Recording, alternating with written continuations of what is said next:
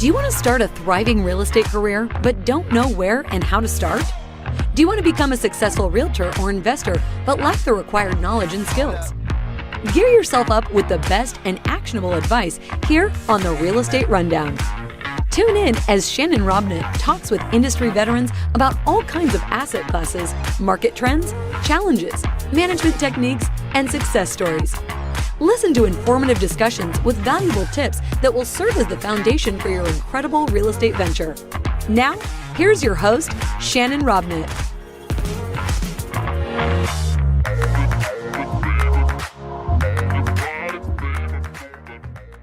Hey, everybody. Welcome back to season 2 of the Real Estate Rundown Show. Guys, we are going to break out our time machine. We're going to jump in the DeLorean. We're going to go backwards because I get this request a lot from people. They're like, yeah, but Shannon, you don't understand. I can't build wealth. I got all these problems and I got this debt and I got this stuff. Well, we have got a guy. We have the guy, right? Not just a guy, the guy. We've got a guy that actually has built his brand around the thought process of how you get there. In this episode, we're going to talk about not only passive investing, but we're going to talk about the way to earn steady income streams after you've taken the time to take control. Take control of your finances. Move your ball forward to where you can get from the, I don't have a choice. I don't have control. I have nothing but payment books, to a place where you can set yourself on a path that will take you to the next step, which will allow you to begin your real estate journey. So guys, help me welcome Joe to the show. Joe, welcome to the show. I'm excited for our conversation. We got started early, but I'm super excited for what we're going to get into here. Shane, I'm super happy to be here. I am here to announce my retirement. I finally made it on the show, so I need to go out on top. Yeah. Just want to tell everybody I'm finally here. The wrong show. This is the real estate. This isn't the Daily Show. But no, so I love it. So tell us a little bit about your story, why this became your niche, why this became your focus. And then we'll just jump off the deep end right into it. Man, Shannon, there's so many nuances to my story, but I was a money disaster. Number one, that's kind of where we start. I was the guy. So I went to this school, the Citadel, the military college of South Carolina. Oh, yeah.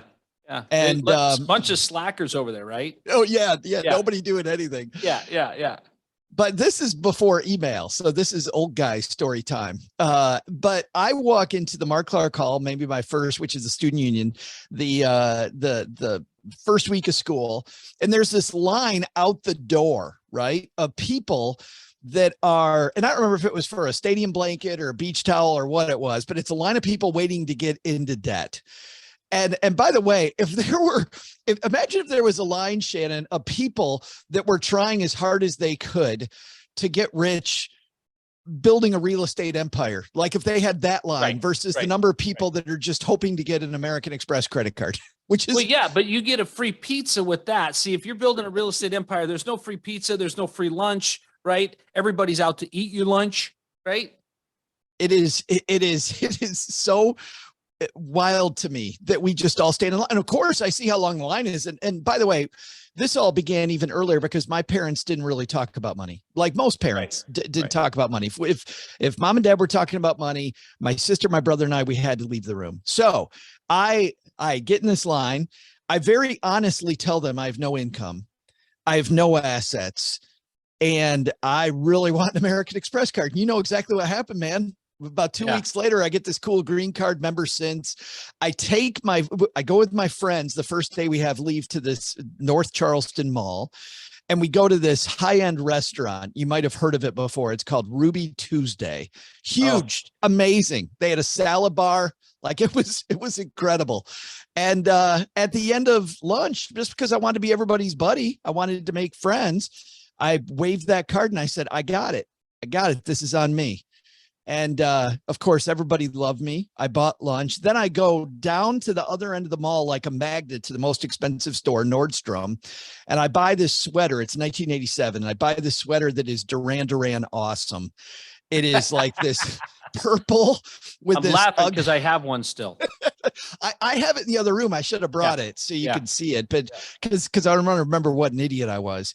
And it had this like paisley V-neck, but I'm at the Citadel. I'm at a military college. I can't wear a sweater. And plus, how many days a year is it cold enough to wear a sweater in Charleston, South Carolina? Like 2, like both days. It's really tough.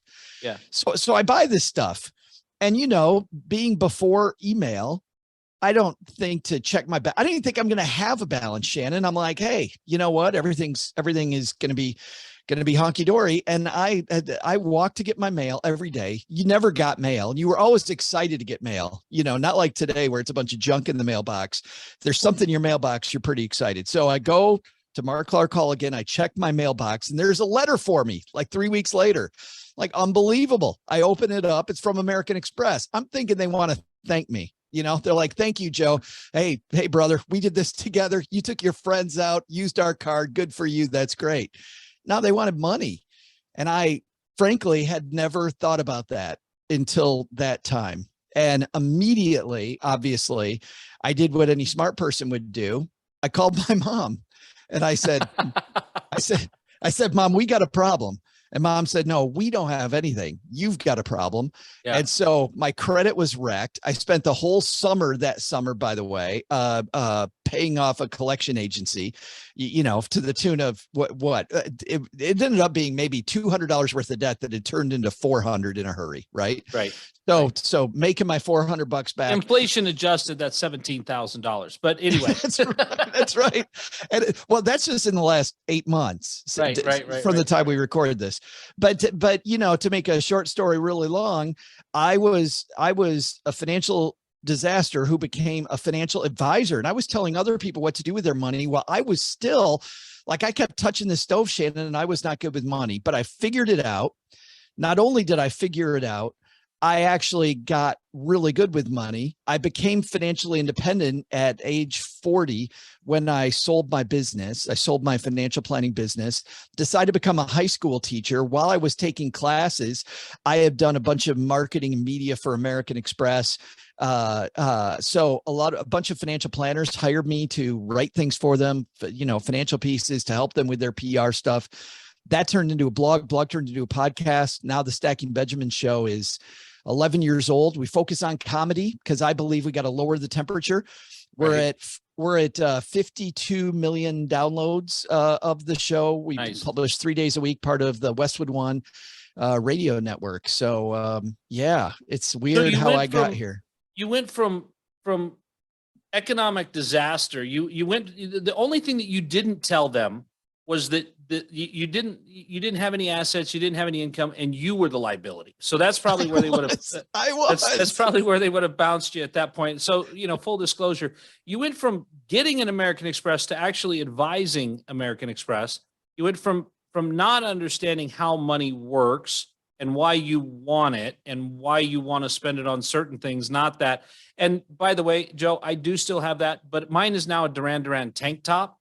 And I think it has more to do with my size now, not the sweater size, but nothing to do with the shirt, right? No. But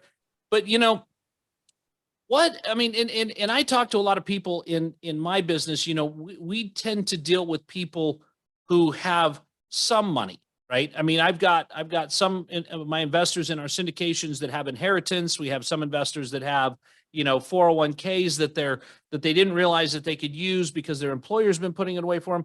But I still have people that are toast. I mean, they're literally walking around. I got, guys that are 40, 50, 60 years old, 50 years old that need to split a security deposit on my apartments, right? They don't have enough in their world to pay the whole security deposit out of a savings account or any method like that. And so where do you start with people? Because I know that money seems to be a taboo subject, but where do you start with people that says, okay, look, let's not get the free towel from American Express because you don't want that. But here's how you start down that road of becoming financially literate. Let's not worry about financial independence. You've got to get literate first.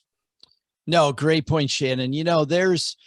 recent study that was done called The Secret Financial Lives of Americans. And it's a fantastically disturbing study about some of the statistics in here. You know, a lot of people listening maybe work in an office. And when I worked in an office, there was always some jerk that was stealing somebody's lunch or stuff out of your lunch, Right. you know, out of the refrigerator. Like, who the hell steals stuff out of somebody's lunch? Well, this study showed this isn't somebody's, I mean, maybe they're a jerk, but the vast majority of those people they've screwed up their money so much, they're broke and they're starving.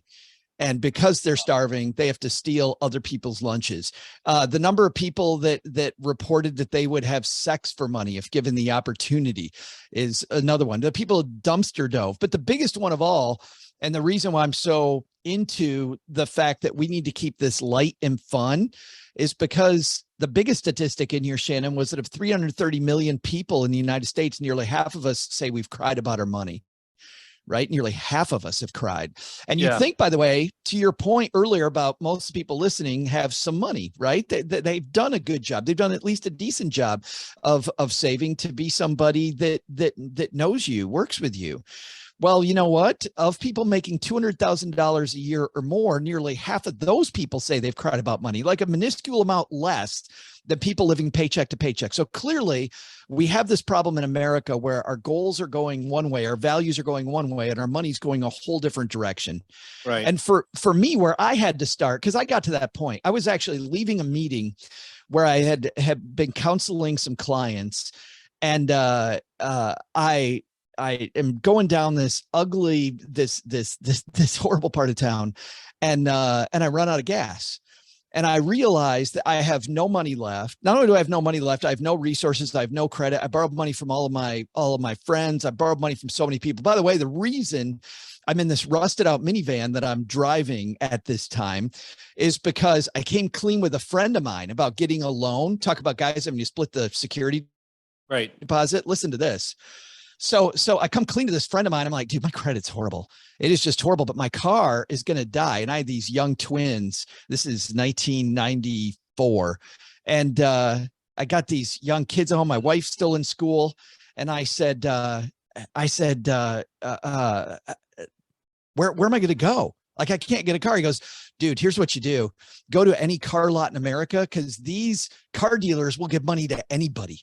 Like, seriously, you get the worst credit ever and get a car. So he gives me the name of a guy. I go to the place, and the salesman goes, oh yeah, we'll give you a loan.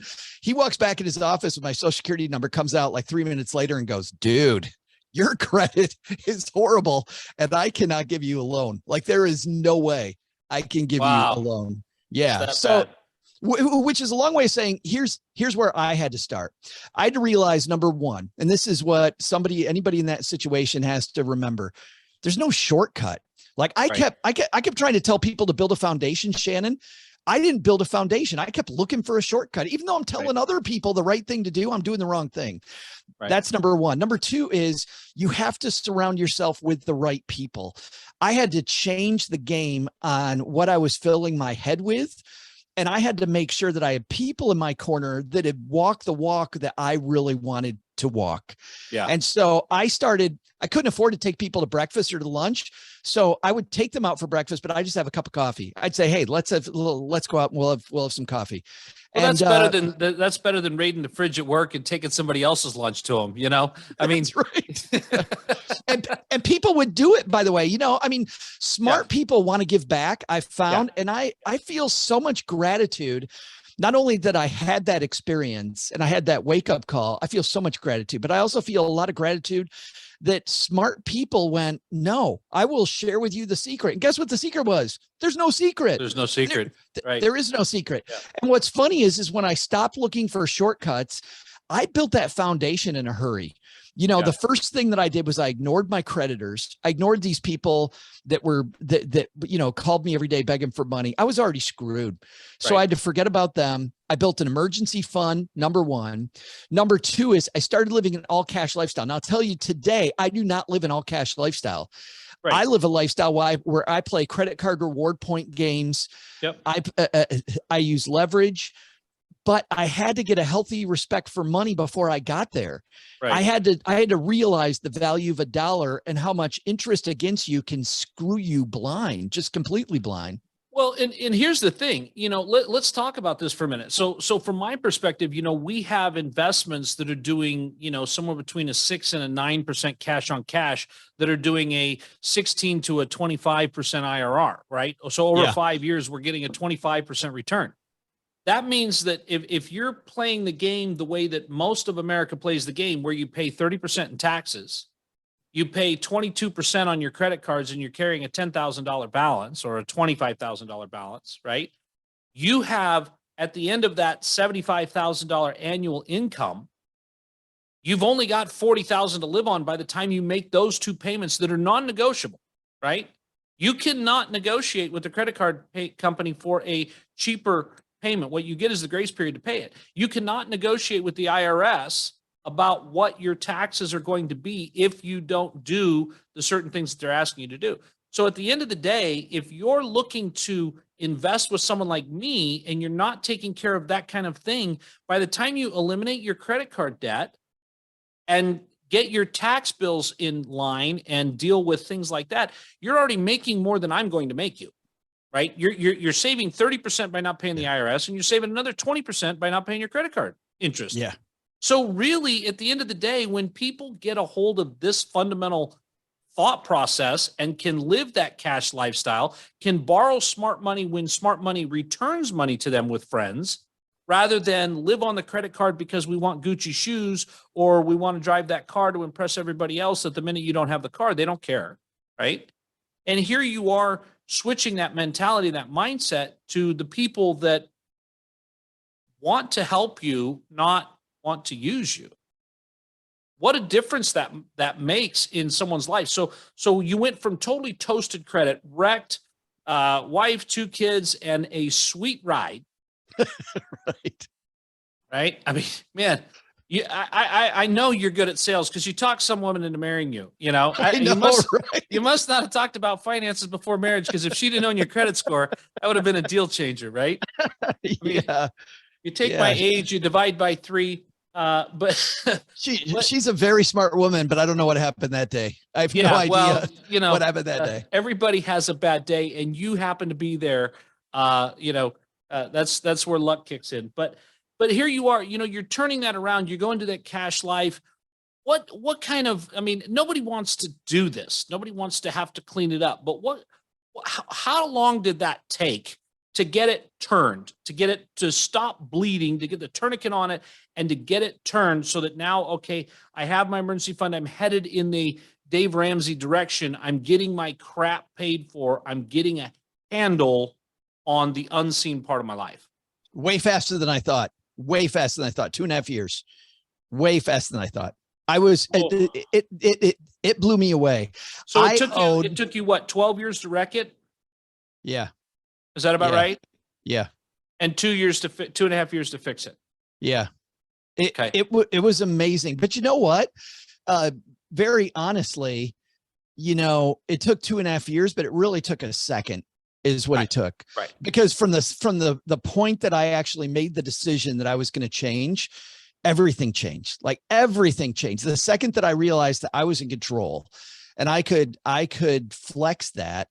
Yeah, it was awesome. Even that 2.5 years. I mean, don't get me wrong. I was not buying anything, but within 3 or 4 months, it had become a game with how fast can I go? Right. Right. So how can I increase my income streams? How can we decrease our expenses? And what was cool was that I got my kids involved. I mean, I would come home from work, Shannon, and my house would be lit up like Disneyland. We had 2 televisions, they're both on. And as you may know, nobody's in the house, right? Right. I mean, it's cool outside, it's Michigan weather, and I'm heating the outdoors.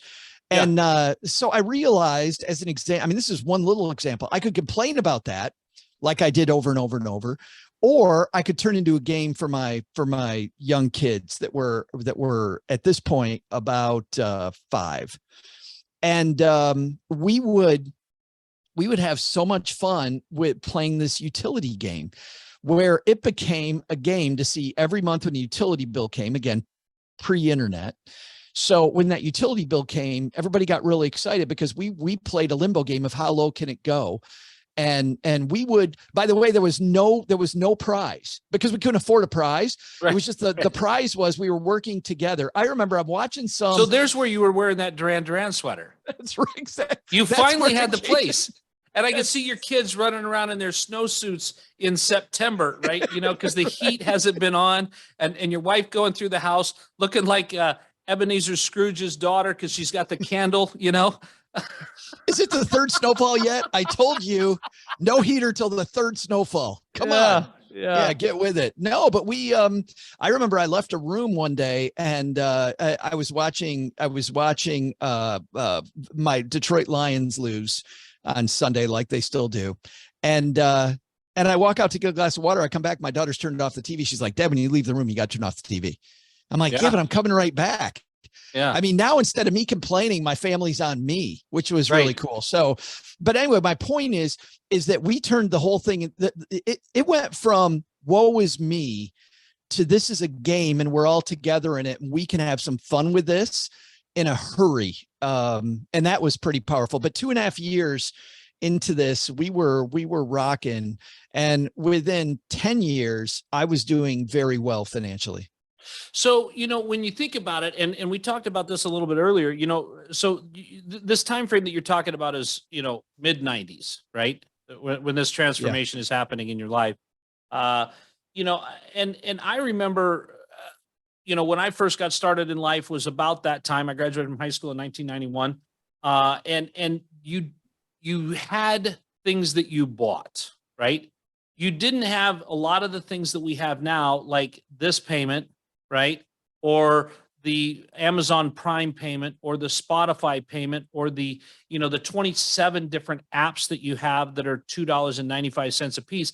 I can just see where there are so many places that we as Americans get bled dry over these necessities that we've got to have, the convenience of this, the convenience of that, that really at the end of the day, all we're doing is creating other ways for $9 at a time, our ability to save to be ferreted away, let alone getting to the place where we get that kind of stuff cleaned out of our closet so we could worry about the thermostat. Right? Yeah. Yeah. I mean, you were talking about watching the Detroit Lions on rabbit ears. You weren't paying an $80 cable bill to go with your $40 internet bill, to go with your $39 roaming plan, to go with your, you know, with all the different things that we wind up with, right? But and this is why it's important, Shannon, that we start with, I mean, this is where we all should start. You should start with what you value. What do I value? And spend a bunch of money on what you value. If you value it, spend a bunch of money. But if you don't really care, stop spending money on that stuff. We spend money on so many things that we don't care about. And it's like flushing cash down the toilet. I have a family member. They always talk about how they struggle with money and they have 2 young daughters now. And it's so frustrating because I've tried to get them to not just listen to my show, but listen to any financial show. I've tried to get them to, you know, when I was in Detroit, they're in the Detroit area, I would try to get them to come we would have events. When I was there, we bring speakers in, and these are all normal people like you and me, but they're doing great. And yet they're in this group of friends that all have this big old cycle of impressing each other. And they have so much debt. They can't afford to take their daughters on a vacation. And this family member came clean with me. He's got a lease payment on a Mercedes that's $850 a month. Yeah. And his wife has a lease payment that's $1,100 a month. Right. I have 2 vehicles. One vehicle, a Volkswagen Tiguan, nice car. Bought it new, by the way. My wife drives it. She is a wonderful woman. I want her in a new car because she is not the world's best driver. And so I want to. So there's 2 things we know about her that she is faulty on, right? Picking men and That's why driving abilities. That's why I slowed down halfway through that story. Look at me, I'm turning I was all going to red. say, I slowed down because I'm like, oh man, Cheryl's gonna hate this. But but she, and I don't want her on the side of the road. So they offered 0% financing a couple of years ago, and I took it because I could have paid cash for it. But heck, I'm going to use 0% financing all day long. My car, Shannon, that I drive because I work from home, so I drive never. I paid $7,000 for my car. That's awful expensive slippers, man. I mean, you're driving down the hallway, hanging a right into the kitchen, But my big point is these people are struggling. I'm not struggling. Right. I've got $400 a month in a car payment. $400 a month. Yeah. And those are the kind of places where you can save massive amounts of money to drive that in the future, right? I mean, I'm going to go out on a limb here, Joe, but you can write a check for both of the cars they're driving. Agreed. Yeah. Write a check and buy it if that's what you want. They can't go on vacation because they're too busy driving something that in 3 years they're going to give away. Now, I'm not saying that a lease may not be a good business move, right? That's not the discussion we're having. What we're having is you spent money to impress people that the minute you change your car to the $7,000 car of your choice, those friends that you were trying to impress are going to begin to talk behind your back. And it's amazing how much stock we put in people and their opinions when we're destroying our future to get them to like us, when we could really, I mean, you were talking about just those two right there. Now let's talk about the insurance. By the time you get done with those two vehicles and insurance, you're $2,500 a month. That puts you at $30,000 a year in savings to drive a skateboard for 1 year. Yeah. All you got to do is 1 year, right? If you were to do that for 1 year and then put that in an investment that paid 8%, now you're able to afford your wife's Tiguan. Let me give you the other.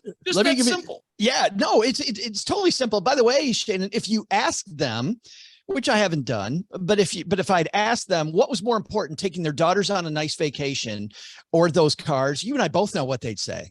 In a heartbeat, they'd say, no, taking my daughters on vacation be far more important. We'd love to be able to do that. That's just the illiteracy that they grew up with. It's all of us. It's systemic. Yeah. It's horrible. Yeah. My cousin on the other side does something I've been bragging about that I need to do that I haven't done. And this is a little tiny thing, by the way. Everybody listening is going to go, this is the world's smallest thing, but it's a huge thing. So about once every quarter, once every 4 months, he'll text me and go, what shows you watch on Netflix that you really like? And then 4 months later, he's like, what shows you watching on Apple Plus that you like? What shows you watching on, on Disney? Because I got them all. I've got Disney Plus, Amazon Prime, to your point about all the subscriptions. I've got all, somehow I don't have HBO Max and I don't have Showtime. Though how I stayed away from those, I have no idea, because I have all these subscriptions.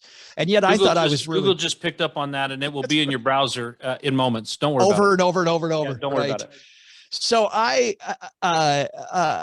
cut the cord, $79 a month a long time ago on DirecTV. And now my subscriptions for everything I have are more than what I cut back in the day. Right. What he does, and I asked him after the second time he did this, I'm like, oh, I really like this show. And after he did the second time, I'm like, Randy, what the hell are you doing? He's like, I only have 2 eyes and I can only watch one thing at a time. So here's what I do. I sign up for Netflix. And I just watch all the Netflix shows my friends tell me to watch. And I watch those for like 4 months. We binge them, he and his wife. And then they cancel that. Then they get Disney Plus. Then they binge all the Disney Plus, and then they do. So this is a really small thing. Sure. Makes them maybe, let's say it saves them $50 a month, probably a little more than that, but about $50 a month by doing that. $50 a month seems like nothing, and frankly it is, but in the course of a year, that's $600, still nothing. My cousin though really likes to travel, and I know on his bucket list every year, the thing he values is making sure they go on a damn good vacation. So are these other family members, I almost said who they were, but these other family members cannot do anything. My cousin Randy always takes these really nice ones, but here's the deal. At the end of a year, it's $600. At the end of a decade, that's $6,000 he saved. 2 $3,000 vacations every 10 years over and above the ones he was taking. That's something. like Right. two more on top of it, just because he's doing this thing that I'm bragging about that I still am not doing. Well, These but little things can be big you know, things. here, but again, here's the other side of that, and this is where I look at things. Right, I live a life. Everything I've done in my life is to build cash flow so that I can do what I want. Right, so I can have the things that I want, and I don't have to. I don't have to play the thermostat game. I don't have to call my friends and ask about Disney Plus and that, because I've stacked that away. Right, and so when you start taking these things and you start combining them and you start saving up, you know, I interviewed a gal, Rachel. I'm drawing a blank on her last name right now, but she wrote a book called Money Maven, and her husband both worked like dogs for 5 years, and they built a real estate portfolio that allowed them to live on $15,000 a month in cash flow after 5 years. Yeah. Now, the reality is they did something extraordinary for a very short period of time, that at 27 years old, they walked away from corporate life, right? This is that same kind of thing. If you can, but like we discussed before the show, if you would have done that and still not had the foundation, you would have been like you were in the early 90s, where you've got a job, you've got what appears to be on the surface, everything working out, but your financial life underneath is a disaster. So if you did get a $300,000 inheritance, it's not going to do you any good. You're not going to be able to invest it. You're not going to know what to pay off. You know, so you're never able to build anything that allows you that freedom. You're always going to wind up in debt. Your cousin or your friend Randy, who did that $600 a month, that thought process, I know for a fact that one little thing is not the only thing in his life that he does that provides him with the lifestyle that, with the same amount of income as the other couple, lives a completely different life with completely different money worries. Right? Agreed. It is much more about the fact that he's spending money on what he values, period. So, and you know what, to this woman's point, Rachel's point, let's talk about this for a second, because when I was a financial planner, I haven't been a financial planner in a long time, but even when people, you know, write to me, when I talk to people, the most underlooked way to get what you want is to make more money. There are so many people, by the way, on the other side of this, there are people that are frugal. They, excuse me, it's like they want to, you can't shrink your way to greatness, Shannon, is I guess what I'm trying to say. They want to get rid of so many things, and it's so difficult. And studies show that your boss wants to give you a raise, you just haven't asked. Right. Building that second income stream, as you know, that second, that third, that fourth income stream, far easier than people think that it is. Right. Like making money is this blue sky opportunity. But to your point, you know, having Randy's value system first, and then making that gap bigger between what you make and what you spend. Cause I'm with you. My goal is not to care about my subscriptions. I don't want to care about that. You know, but then Joe, let's go back to that time in your life when you ran out of gas, right? How much of your free thinking space, your gray matter that wasn't dedicated to doing your job so you didn't get fired because you could not miss one day of work, and then going home and trying to explain to your wife why we were not going on a vacation and why we got to drive this rusted out minivan, how much of your gray matter, your thinking capacity was then consumed by the life you led, and the reasons, the thought process of, I've got to go talk to a friend about how to get a loan. I've got to make excuses for the fact that my life sucks. I love that you brought this up, because I remember thinking, because I'm not a dumb guy. I remember thinking, I was doing a bunch of dumb things, but I'm not a dumb guy, that I just needed a break. I needed one break so that I didn't have to think about tomorrow. I knew the key to success was if I could make some moves that were long-term chess moves versus this daily grind every stinking day. I had to get my life out of that daily grind to be able to actually build something. And to do that, that's why I had to let the creditors go. I never declared bankruptcy. I paid everybody off. But you know what? The only way that they were going to get paid off was if I quit paying attention to their priority. Right. Their priority was to get me, you know, to have me pay the debt. The only way I was going to pay the debt was if I built an emergency fund. I got that in place. I got positive cash flow in place. Right. And then I continued to build my income so that I had cash flow so that I could then take that money and pay them off later on down the road. But you know what I've seen in my life is when I'm consumed with thinking about where my next deal is going to come from, or I need the cash, or I'm, the times are tight, financially things aren't going well. When I'm focused on that, I'm missing deals. I'm missing opportunities. And so what you see a lot of people, they're just, it's like there's this chain hooked onto them and they're drugged down by the debt so that they're literally face down. They can't see the opportunities around them. They can't see the forest for the trees. They can't see the sunshine. And they're literally chained into that place where they're never going to get away from it unless they can break that and literally look up. And I see so often, Joe, just like you're describing, that until that happens, until you ignore the creditors long enough that you can get your head focused, now you can begin to make advances in your income. Now you can become the employee that gets that huge raise and gets that promotion into another department and gets recognized for the talent that you have, instead of being the employee that's so fraught with disaster right around the door. And how do I pay this electric bill? And I got to hurry up and leave early on Friday to go get a payday loan so that I can pay the utility bill, so that I can have it, because it's 7 days until payday. And then I can get my paycheck back and I can go pay it back.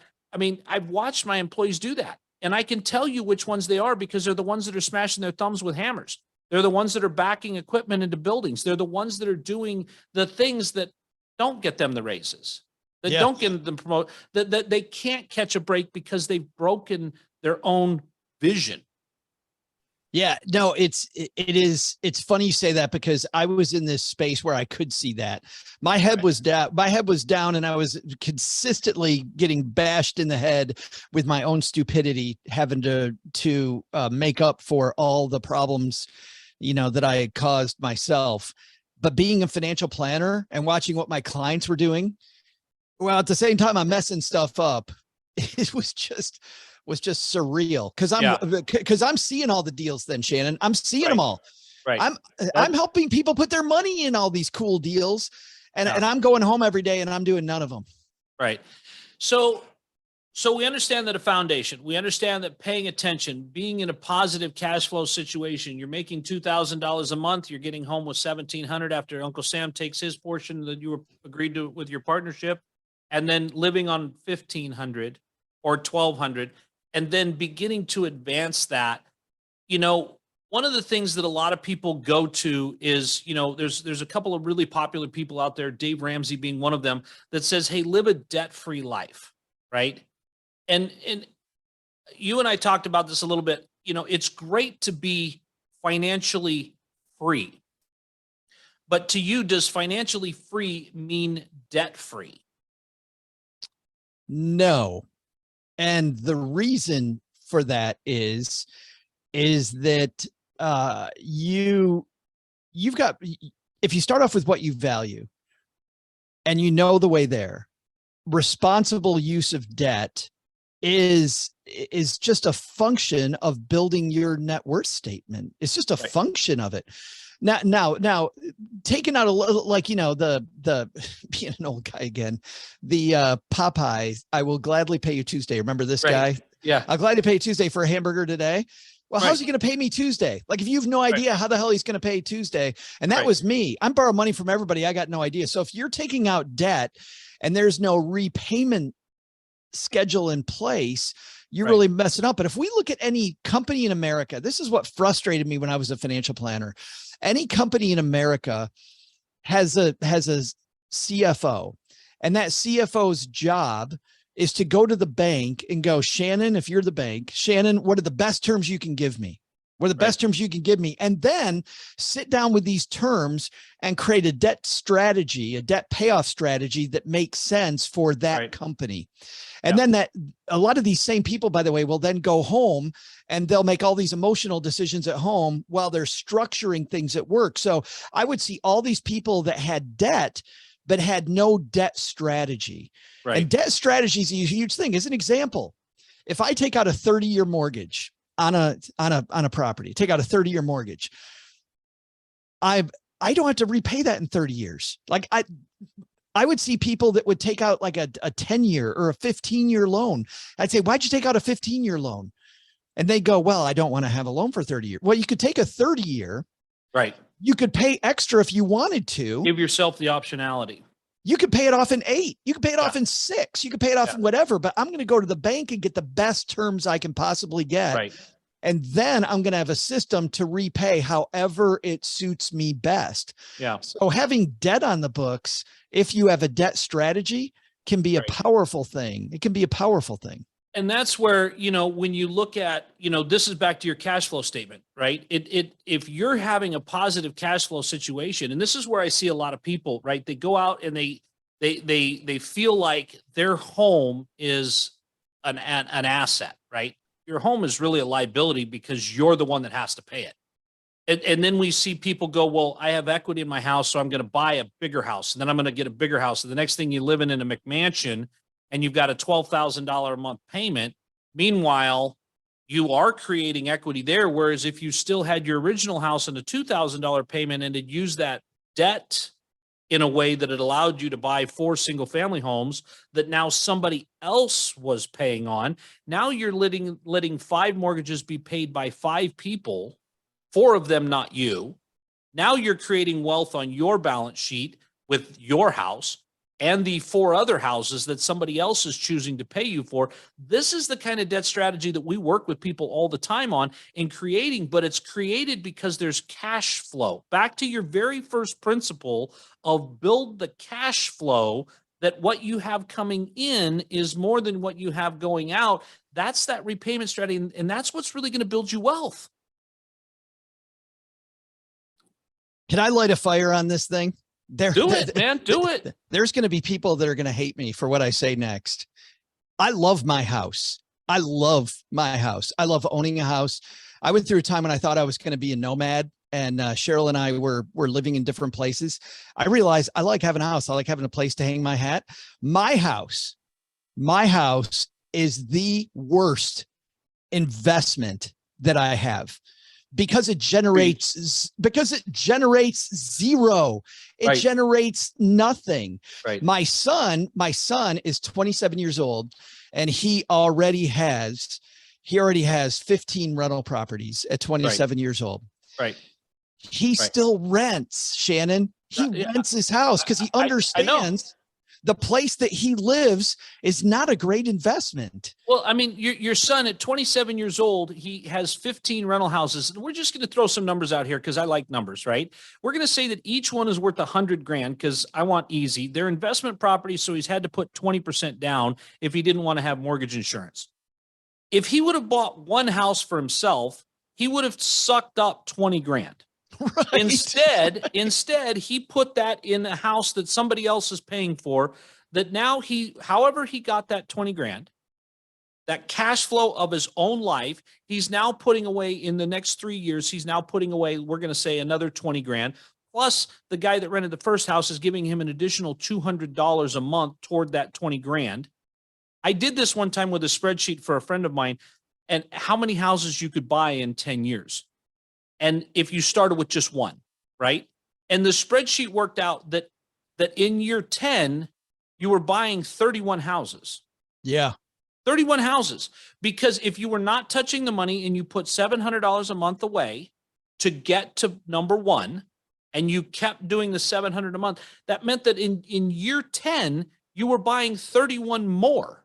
There comes a point, Joe, when buying 31 houses a year, you can't buy that many. Right.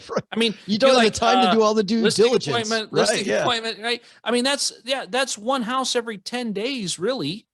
And yet here's your son putting himself in that position because he did not invest the first 20 into his home, right?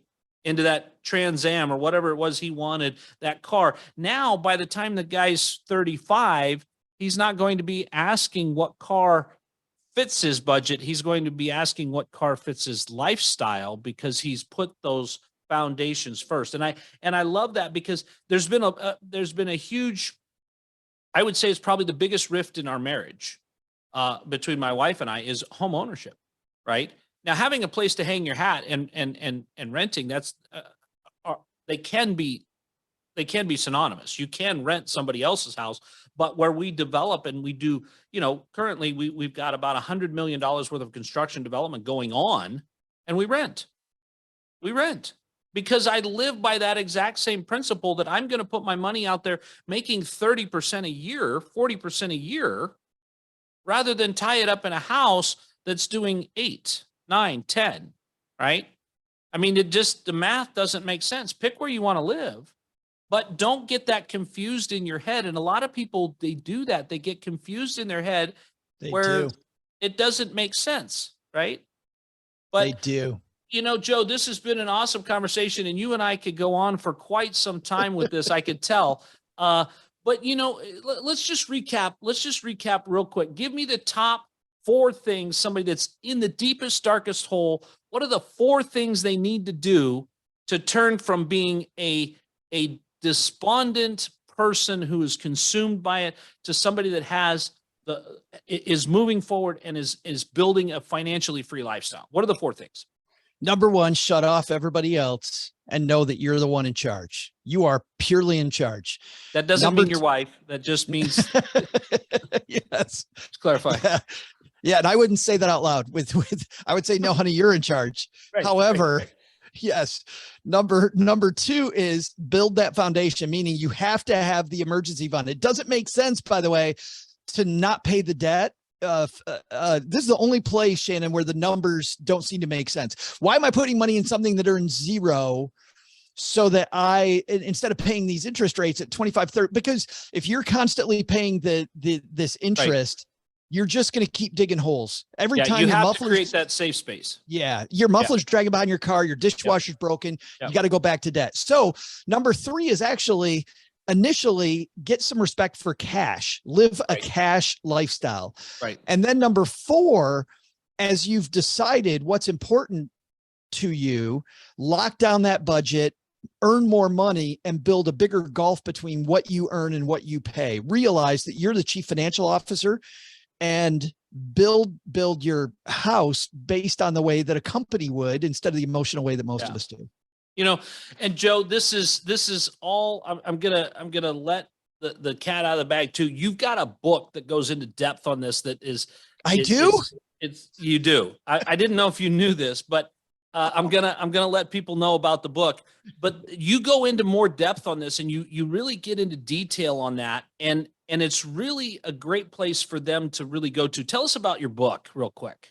Yeah, thanks for bringing up the book. It's called Stacked: Your Super Serious Guide to Modern Money Management, which not for those that don't want to be super serious. You want to be super serious, right? This is a serious book. You can already tell when I say super serious, there's going to be a lot of humor in this book because that's the way we do things. Because you don't want to cry, you have to laugh. I think we have to laugh. So we do stuff. People are paralyzed. They don't do anything. This book is the Hardy Boys Detective Manual that I carried around when I was in 4th grade, meets the Cub Scout Wolf Guide. And what I mean by that is we've turned it into achievements. The easy achievements are in the front. The tough achievements are in the back. And if you do all the achievements, we actually have a certificate in the back, Shannon, that you can rip out of the book and post on your refrigerator that's signed by my mom. So, because our podcast is live from my mom's basement.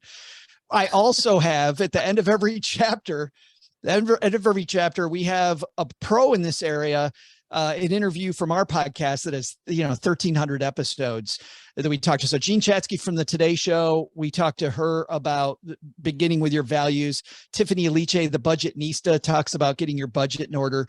We talked to Phil Town about why individual stocks can be better than indexes. However, we get into indexes for beginners. We talk about building wealth more quickly with Jill Schlesinger from CBS News.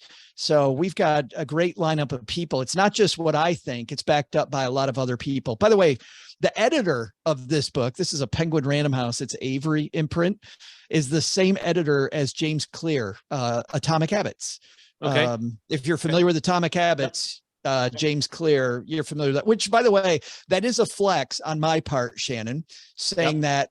And it's really cool to say that to you, but I will also say this.